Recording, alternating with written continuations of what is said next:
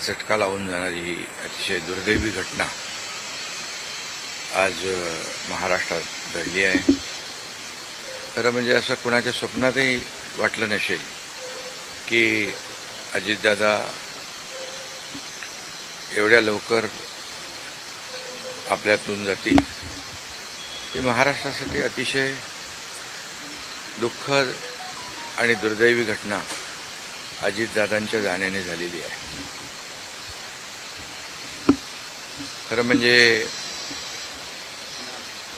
अजितदादा गेले अनेक वर्ष या महाराष्ट्राच्या राजकारणात नेतृत्व करत होते आणि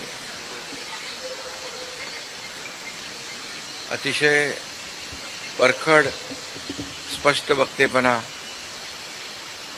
आणि प्रशासनावर असलेली त्यांची पकड आपण पाहिलेली आहे.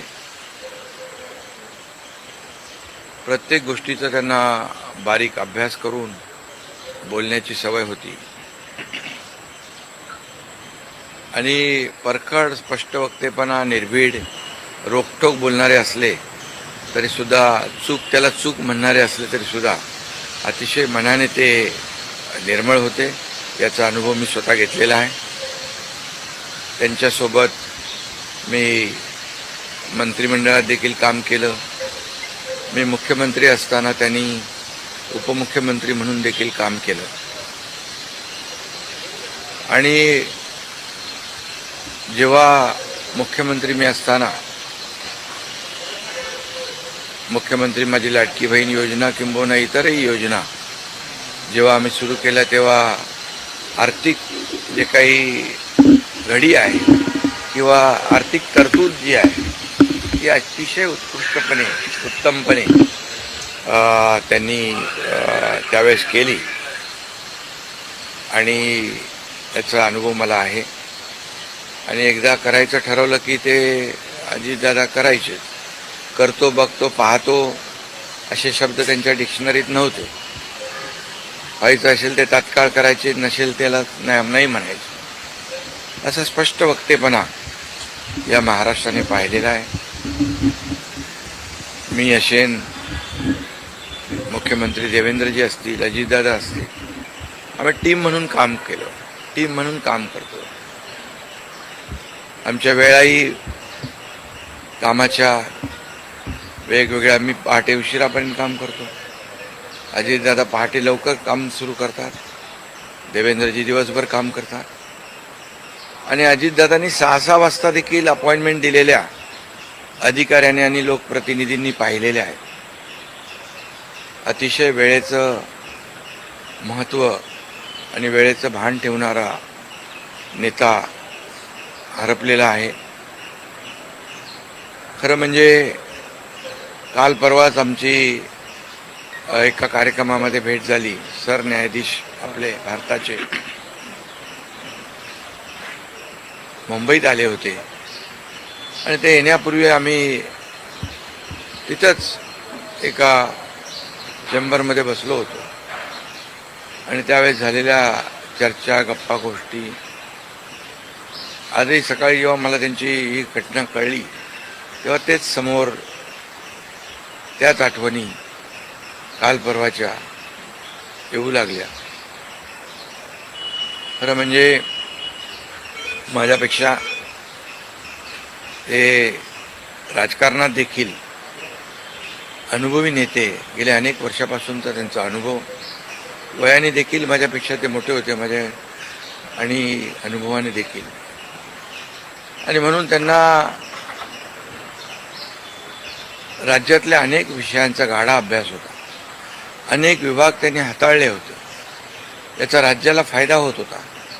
मंत्रिमंडळात देखील ज्यावेळेस काही विषय यायचे त्यावेळेस आपल्या राज्याची आर्थिक परिस्थिती अशी आहे, आपल्याला सर्वांना काटकसर करावी लागेल, असे अगदी निर्भीडपणे सांगणारे अजितदादा देखील आम्ही अनुभवलेत. शिस्तीचा नेता म्हणूनही आम्ही अनुभवलेला आहे. आणि त्यामुळे त्यांच्या जाण्याने फक्त पवार कुटुंबियांचंच नाही तर संपूर्ण महाराष्ट्राचं न भरून येणारं नुकसान झालेलं आहे. आणि माझ्यापेक्षा मायाने मोठे असल्यामुळे एक जी काय आमची गेल्या अनेक वर्षापासूनची जवळीक निर्माण झाली होती, त्यामुळे राजकारणातले आम्ही तिघजण एक टीम म्हणून काम करत असलो तरीसुद्धा एक मोठा भाऊ हरपल्याची गेल्याची भावना देखील, दुःख देखील माझ्या मनामध्ये आहे. आणि मी त्यांना भावपूर्ण आदरांजली अर्पित करीत असतानाच मनामध्ये फार दुःखाच्या भावना आहेत. त्यांचं कुटुंब हे दुःख पचवण्याची क्षमता, डोंगरा एवढं दुःख आहे, ही क्षमता ईश्वराने त्यांना प्रदान करावी. कुटुंबाचंच नाही तर संपूर्ण महाराष्ट्राचं झालेलं आहे नुकसान.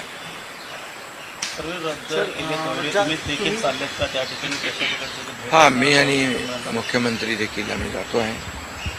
आमचे सहकारी आमच्यातून गेलेत, त्याचं दुःख आहे.